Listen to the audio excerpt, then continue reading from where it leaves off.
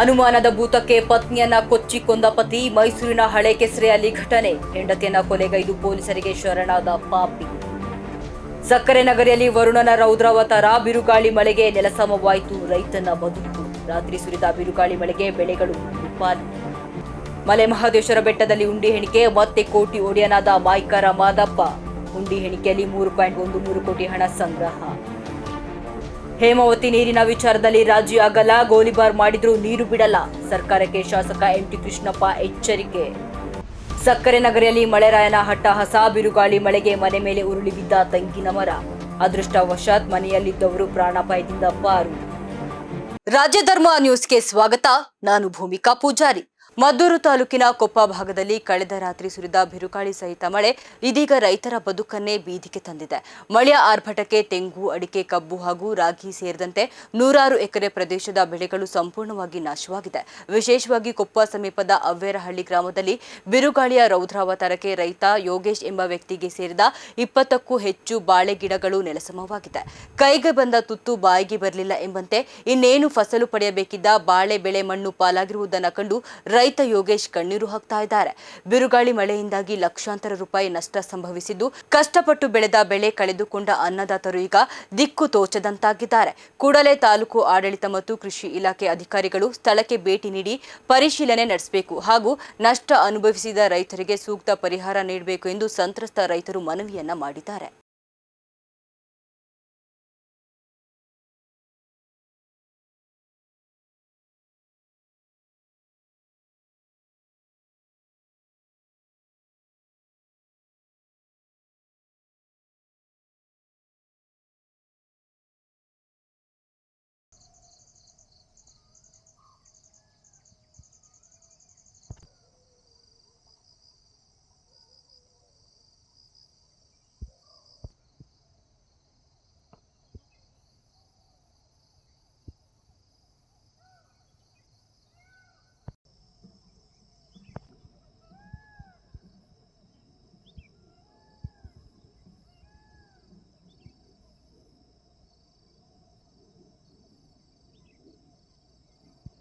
ಚಾಮರಾಜನಗರ ಜಿಲ್ಲೆ ಹನೂರು ತಾಲೂಕಿನ ಪ್ರಸಿದ್ಧ ಧಾರ್ಮಿಕ ಕ್ಷೇತ್ರ ಮಲೆಮಹದೇಶ್ವರ ಬೆಟ್ಟದಲ್ಲಿ ಮಾಸಿಕ ಹುಂಡಿ ಎಣಿಕೆ ಕಾರ್ಯ ನಡೆದಿದ್ದು, ಮಾದಪ್ಪನ ಸನ್ನಿಧಿಯಲ್ಲಿ ಕಾಣಿಕೆಯ ಸುರಿಮಳೆ ಹರಿದು ಬಂದಿದೆ.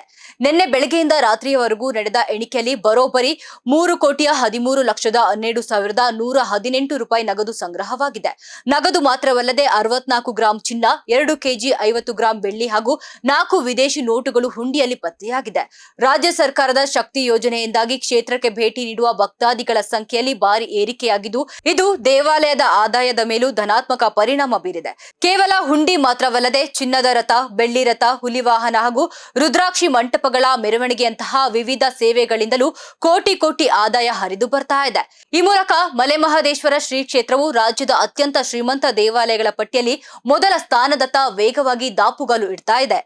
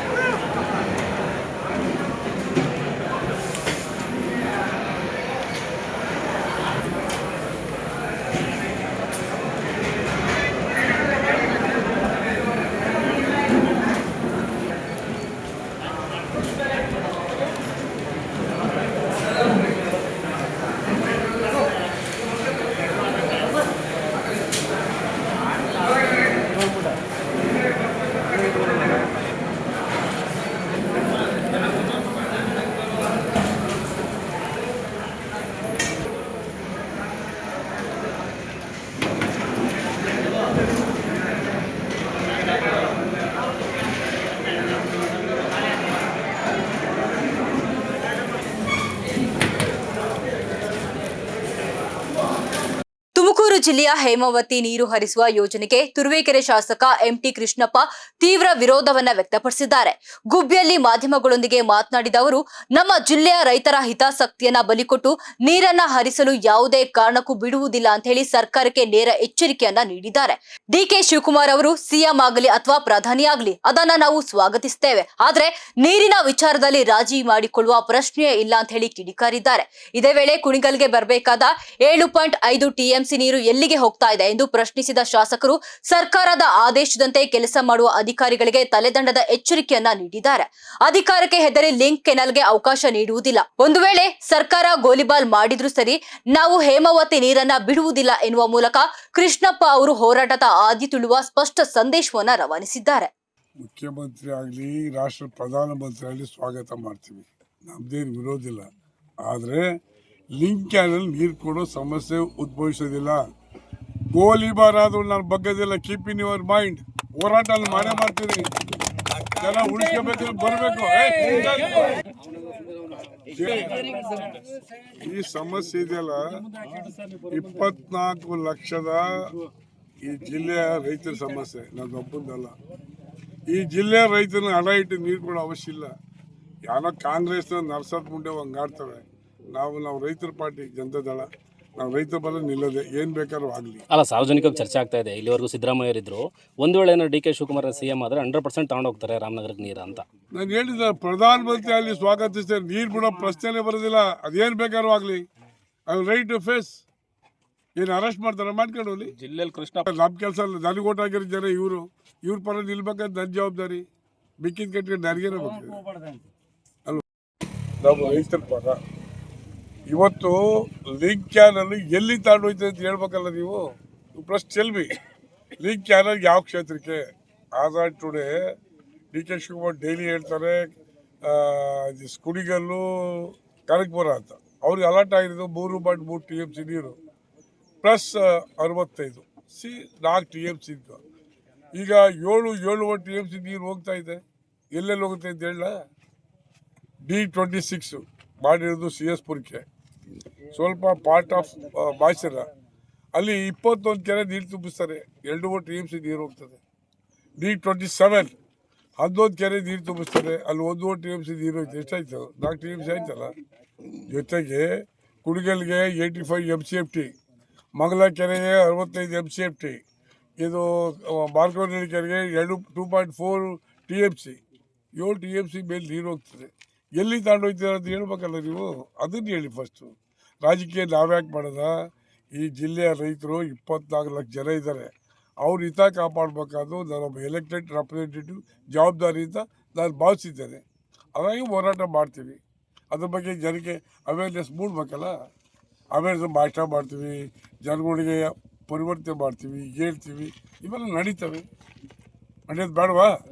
ಮಂಡ್ಯದಲ್ಲಿ ಕಳೆದ ರಾತ್ರಿ ಸುರಿದ ಭಾರೀ ಬಿರುಗಾಳಿ ಸಹಿತ ಮಳೆ ಸಾಂಸ್ಕೃತಿಕ ಕಾರ್ಯಕ್ರಮಕ್ಕೆ ವಿಘ್ನ ತಂದೊಡ್ಡಿದೆ.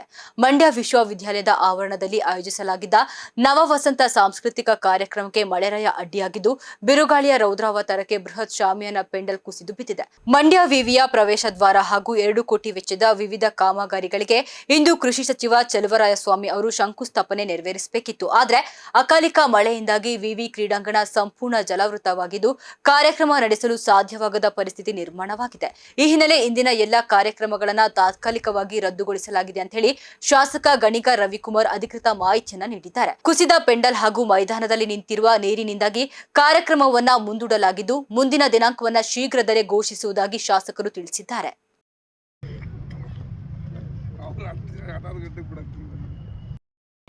ಎಲ್ಲರಿಗೂ ನಮಸ್ಕಾರ.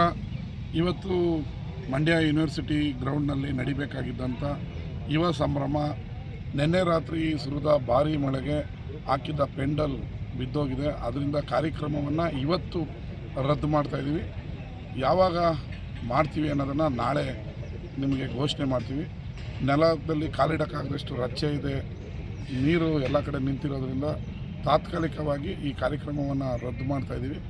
ನಾಳೆ ಬೆಳಗ್ಗೆ ಮತ್ತೊಮ್ಮೆ ನಿಮ್ಮ ಮುಂದೆ ಬಂದು ಯಾವತ್ತು ಕಾರ್ಯಕ್ರಮವನ್ನು ಮಾಡ್ತೀವಿ ಅಂತ ಶನಿವಾರ ಮಾಡೋಣ ಅನ್ನೋ ಆಲೋಚನೆಯಲ್ಲಿದ್ದೀವಿ. ಮಳೆ ಏನಾಗುತ್ತೆ ನೋಡೋಣ.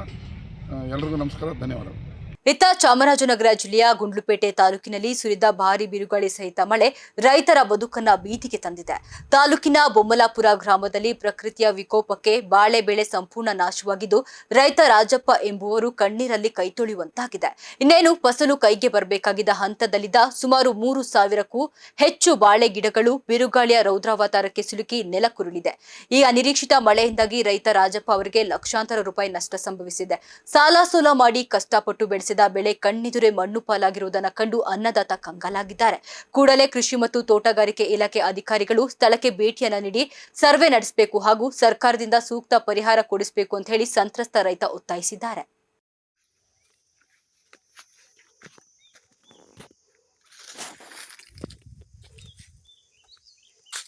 ಎಷ್ಟು ತಿಂಗಳು ಕಟ್ಟಿರೋದನ ಇದು? ಎಷ್ಟು ತಿಂಗಳದ? 8 ತಿಂಗಳ. ಹಾಂ, ನೀನು ಇದೆ ಹೊಲ್ದಲ್ಲಿಯಾ? ಅಯ್ಯೋ ಕಥ. ಎಷ್ಟು ಸರ ಕಟ್ಟ ಇದೆ ಬಿದ್ದಾಗಿರೋದು? ಹಾಂ,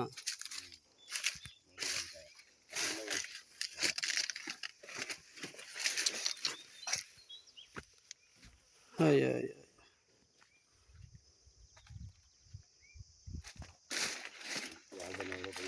ಹಾಂ, ಪಾಪ. ಸಾಂಸ್ಕೃತಿಕ ನಗರಿ ಮೈಸೂರಿನ ಹೊರವಲಯದ ಹಳೆ ಕೆಸರೆಯಲ್ಲಿ ಸಂಸಾರದಲ್ಲಿ ಎದ್ದ ಅನುಮಾನದ ಕಿಚ್ಚು ಈಗ ಭೀಕರ ಹತ್ಯೆಯಲ್ಲಿ ಅಂತ್ಯವಾಗಿದೆ. ಬಟ್ಟೆ ಅಂಗಡಿಯೊಂದರಲ್ಲಿ ಕೆಲಸ ಮಾಡ್ತಾ ಇದ್ದ 24 ವರ್ಷದ ಪುಷ್ಪ ಎಂಬ ಮಹಿಳೆಯನ್ನ ಆಕೆಯ ಪತಿ ಮಹೇಶ್ ಕೊಡಲಿಯಿಂದ ಹೊಡೆದು ಬಲಿ ಪಡೆದಿದ್ದಾನೆ. ಕಳೆದ ಕೆಲವು ದಿನಗಳಿಂದ ಪುಷ್ಪ ಕೆಲಸ ಮುಗಿಸಿ ಮನೆಗೆ ತಡವಾಗಿ ಬರ್ತಾ ಇದ್ಲು ಎಂಬ ಕಾರಣಕ್ಕೆ ಪತಿ ಮಹೇಶ್ ಆಕೆಯ ಮೇಲೆ ಸಂಶಯ ವ್ಯಕ್ತಪಡಿಸ್ತಾ ಇದ್ದ. ಇದೇ ವಿಚಾರವಾಗಿ ದಂಪತಿ ನಡುವೆ ಆಗಾಗ ಜಗಳ ಕೂಡ ನಡೀತಾ ಇತ್ತು. ತಡರಾತ್ರಿಯೂ ಸಹ ಇದೇ ವಿಚಾರಕ್ಕೆ ಗಲಾಟೆ ವಿಕೋಪಕ್ಕೆ ತಿರುಗಿದ್ದು ಆಕ್ರೋಶಗೊಂಡ ಮಹೇಶ್ ಕೊಡಲಿಯಿಂದ ಪುಷ್ಪ ತಲೆಗೆ ಹೊಡೆದಿದ್ದಾನೆ. ತೀವ್ರ ರಕ್ತಸ್ರಾವದಿಂದ ಪುಷ್ಪ ಸ್ಥಳದಲ್ಲೇ ಸಾವನ್ನಪ್ಪಿದ್ದಾರೆ. ಕೃತ್ಯ ಎಸಗಿದ ಬಳಿಕ ಪತಿ ಮಹೇಶ್ ನೇರವಾಗಿ ನರಸಿಂಹರಾಜ ಪೊಲೀಸ್ ಠಾಣೆಗೆ ತೆರಳಿ ಶರಣಾಗಿದ್ದಾನೆ. ಸದ್ಯ ಪೊಲೀಸರು ಪ್ರಕರಣ ದಾಖಲಿಸಿಕೊಂಡು ತನಿಖೆಯನ್ನ ಮುಂದುವರೆಸಿದ್ದಾರೆ.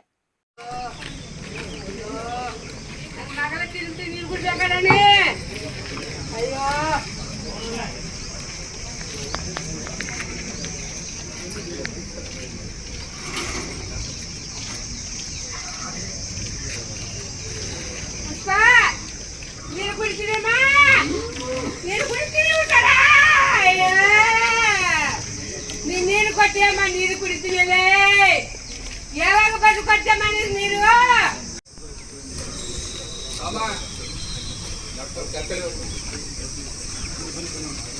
ನಾನು ಬರೋಣ.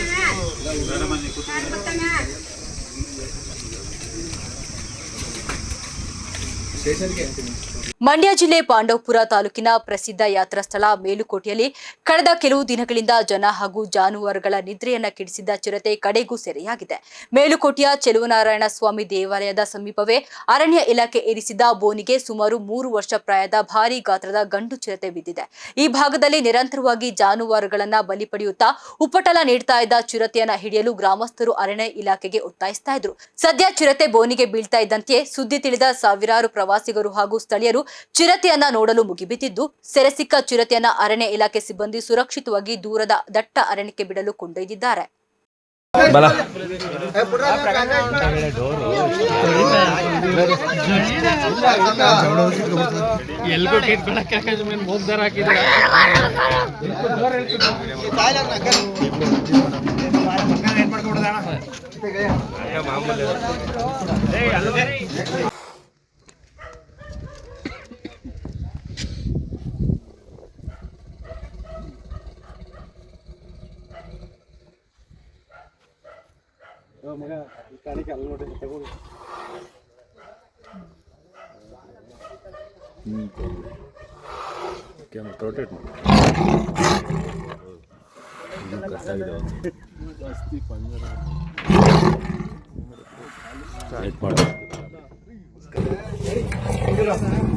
ಕಡ್ಡಿ ಪಡಿ ತಗೋಬಿಡ ನೀನಾಯ್ತು. ಅದೇ ನಿನ್ನೆ ಹಿಡ್ಕೋತಾನೆ ಅಣ್ಣ.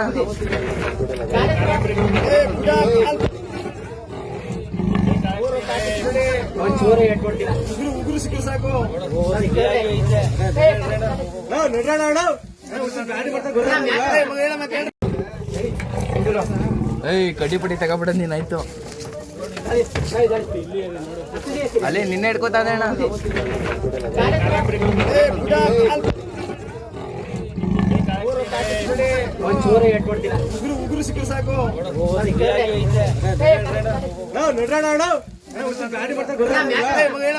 ನಂಜನಗೂಡು ತಾಲೂಕಿನ ಬದನವಾಳು ಗ್ರಾಮದಲ್ಲಿ ರೈತರ ಬದುಕಿಗೆ ಬೆಂಕಿ ಬಿದ್ದಿದ್ದು ಕಟಾವಿಗೆ ಸಿದ್ಧವಾಗಿದ್ದ ಸುಮಾರು 5 ಎಕರೆ ಕಬ್ಬು ಆಕಸ್ಮಿಕ ಬೆಂಕಿಗೆ ಸುಟ್ಟು ಭಸ್ಮವಾಗಿದೆ. ಗ್ರಾಮದ ವಿಜಯೇಂದ್ರ ಮತ್ತು ಪ್ರಭುಸ್ವಾಮಿ ಎಂಬುವರಿಗೆ ಸೇರಿದ ಕಬ್ಬಿನ ಗದ್ದೆಗೆ ಕಿಡಿಗೇಡಿಗಳು ಬೆಂಕಿ ಹಚ್ಚಿರುವ ಶಂಕೆ ವ್ಯಕ್ತವಾಗಿದ್ದು ಸುಮಾರು 15 ಲಕ್ಷ ರೂಪಾಯಿ ಮೌಲ್ಯದ ಕಬ್ಬು ನಾಶವಾಗಿದೆ. ಸಾಲ ಸೋಲ ಮಾಡಿ ಹಗಲಿರುಳು ಕಷ್ಟಪಟ್ಟು ಬೆಳೆಸಿದ ಬೆಳೆ ಇನ್ನೇನು ಕಟಾವು ಮಾಡಬೇಕು ಎನ್ನುವಷ್ಟರಲ್ಲೇ ಕಣ್ಣಿದುರಿ ಸುಟ್ಟು ಕರಕಲಾಗಿರುವುದನ್ನು ಕಂಡು ರೈತರು ಕಂಗಾಲಾಗಿದ್ದಾರೆ. ಸರ್ಕಾರ ಹಾಗೂ ಸಂಬಂಧಪಟ್ಟ ಅಧಿಕಾರಿಗಳು ಕೂಡಲೇ ಸ್ಥಳಕ್ಕೆ ಭೇಟಿಯನ್ನು ನೀಡಿ ಸರ್ವೆ ನಡೆಸಿ ಸೂಕ್ತ ಪರಿಹಾರ ನೀಡಬೇಕು ಅಂತ ಹೇಳಿ ಒತ್ತಾಯಿಸಿದ್ದಾರೆ.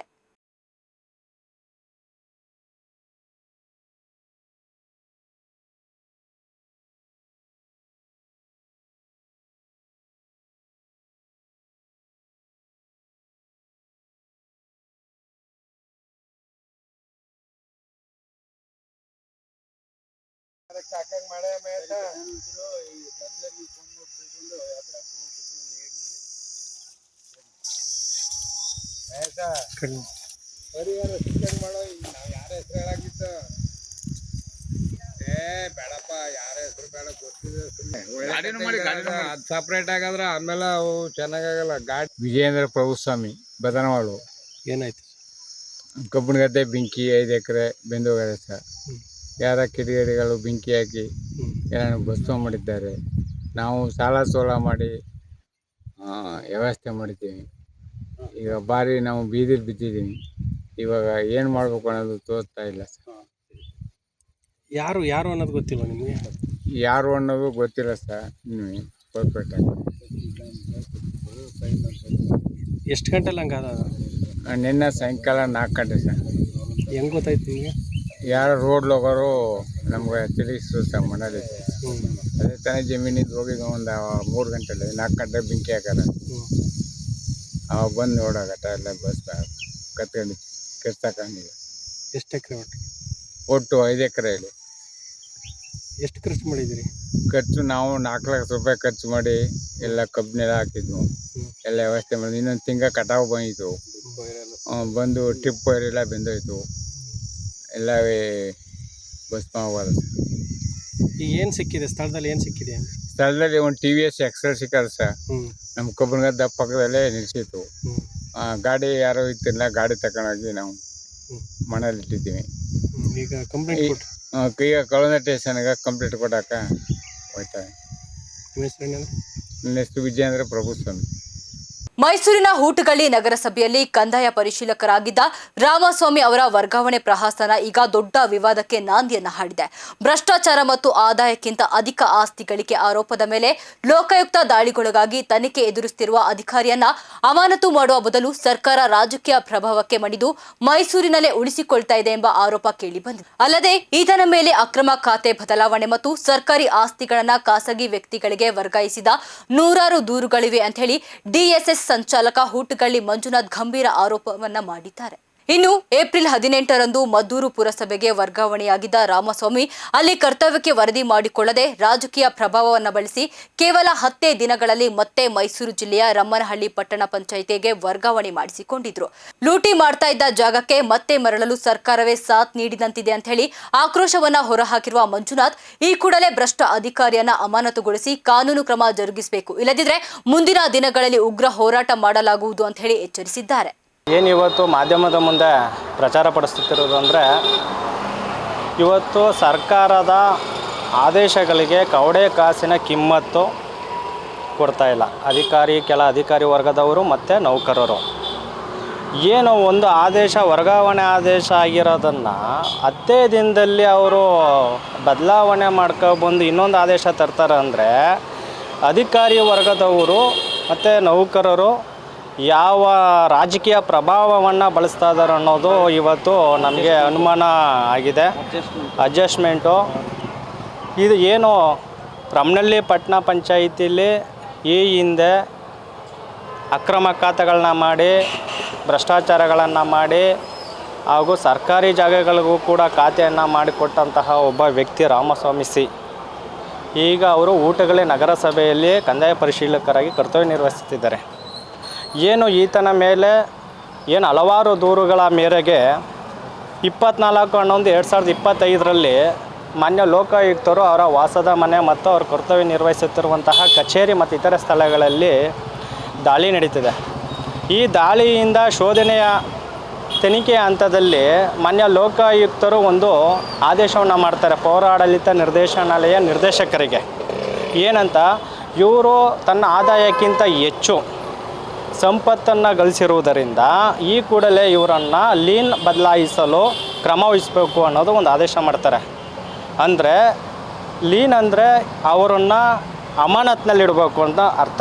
ಇಲ್ಲಾಂದರೆ ಈ ಜಿಲ್ಲೆಯಿಂದ, ಮೈಸೂರು ಜಿಲ್ಲೆಯಿಂದ ಬೇರೆ ಜಿಲ್ಲೆಗೆ ವರ್ಗಾವಣೆ ಮಾಡಬೇಕು. ಏಕೆಂದರೆ ಜಿಲ್ಲೆಯಲ್ಲೇ ಇದ್ದರೆ ಅವರು ತನ್ನ ಅಧಿಕಾರವನ್ನು ಬಳಸ್ಕೊಂಡು ಏನು ಅವರು ಲೋಕಾಯುಕ್ತರ ತನಿಖೆಗೆ ಅಡ್ಡಿ ಉಂಟು ಮಾಡುವಂತಹ ಸಾಧ್ಯತೆಗಳು ಮತ್ತು ಸಾಕ್ಷಿ ಆಧಾರಗಳನ್ನು ನಾಶಪಡಿಸುವಂತಹ ಸಾಧ್ಯತೆಗಳಿರುವುದರಿಂದ ಅವರನ್ನು ಅಮಾನತ್ನಲ್ಲಿಡಬೇಕು, ಇಲ್ಲಾಂದರೆ ಲೀನನ್ನು ಬದಲಾವಣೆ ಬೇರೆ ಜಿಲ್ಲೆಗೆ ವರ್ಗಾವಣೆ ಮಾಡಬೇಕು ಅಂತ ಒಂದು ಆದೇಶವನ್ನು ಮಾಡ್ತಾರೆ ಲೋಕಾಯುಕ್ತರಿಂದ.